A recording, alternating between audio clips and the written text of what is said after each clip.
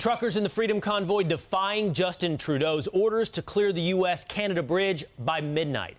And their movement is spreading worldwide, sparking protests in France and all the way to New Zealand. Canadian trucker Harold Jonker and Wisconsin trucker Carl Tharp-Porter join us now. Thank you both so much for being here. Harold, if I will, starting with you on the Canadian side. What's your sense of where this is going? I mean, if you look at the demands of the convoy, they remain clear as they were on day one. And here are, before I have you answer, here are the demands of the convoy. Terminate vaccine passports and other contact tracing programs, eliminate the vaccine mandates, and stop the divisive rhetoric, which we still, of course, see from Justin Trudeau. So you see those demands, you see the situation. Where does this go, Harold? It doesn't go anywhere until those demands are met. We've been clear right from the start. You're correct, and we know that that's what's been harming our society for almost 2 years now, and we need it to go. We need to be able to discuss with doctors, with lawyers, what's been all going on, and he's ignoring us. He's been calling us racist, bigots, another fancy word that. I can't remember exactly how to say it, but yeah, we're firm on what we're doing here in Ottawa, and I do want the world to understand that the convoys that have been set up at the borders, they're not organized by the Freedom Convoy here in Ottawa. Not that I don't want to say that I disagree with how they're doing things there, but.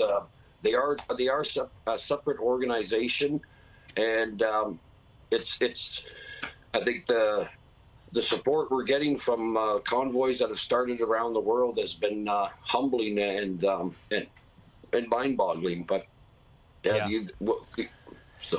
You know, that's an interesting point, Harold. Organized demands, an organized body in Ottawa under the banner of the Freedom Convoy, but Carl. The message and the movement has clearly spread not just beyond Ottawa, but beyond Canada. You're a trucker from the United States of America, and this message is resonating to people here in the United States, to people in Europe as well. So what is it? What is it on a more global scale? What is the message that's resonating? What do truckers across the world hope to accomplish? Well, I appreciate your comment. We hope to accomplish solidarity and to show our Canadian brethren that we stand with them, we stand firm with them. The message is simple. It is a freedom of choice that is really the biggest thing that needs to be understood.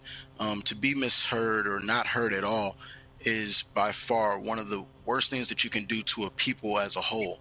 And I think once you take that ownership as far as being the leader of your country and to actually show some type of care, some type of empathy to them, you will get the side of the people to actually go along smoother. This is a peaceful protest. I think people mistake that for something else.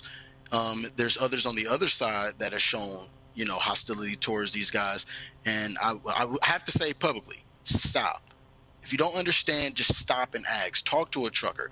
We are the ones that help put food on these tables. We help run America. We run Canada. We do this day in and day out, man. We go away from our families, our friends, and we help out the countries that need the biggest support with these products.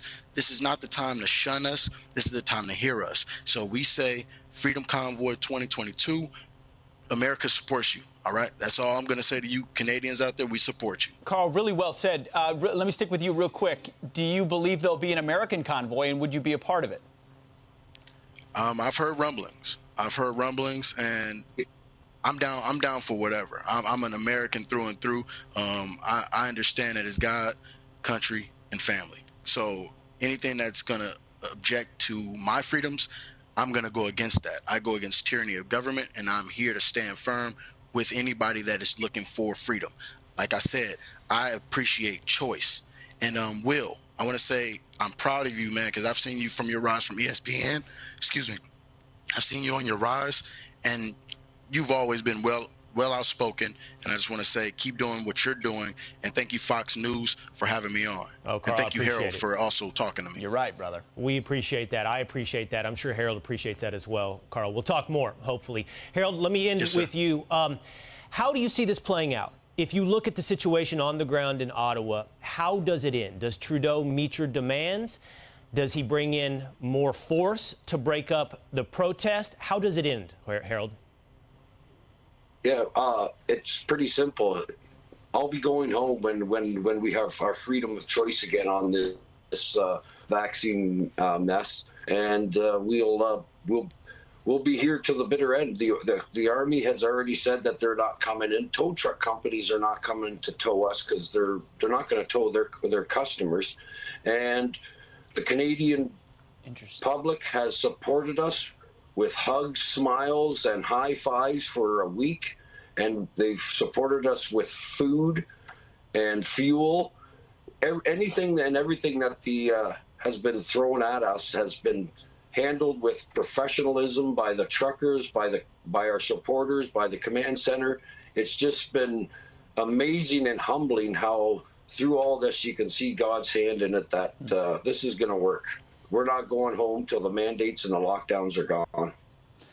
Harold, you know this, but you're standing up on behalf of millions and speaking for millions, and we're grateful for that. And it's a powerful movement that could move to America and certainly has moved around the world. Carl Tharp-Porter and Harold Jonker, more than just truckers, although reminding us how important truckers are in our lives as well. God bless you both. Thanks, Thank you fellas. so much. Be well.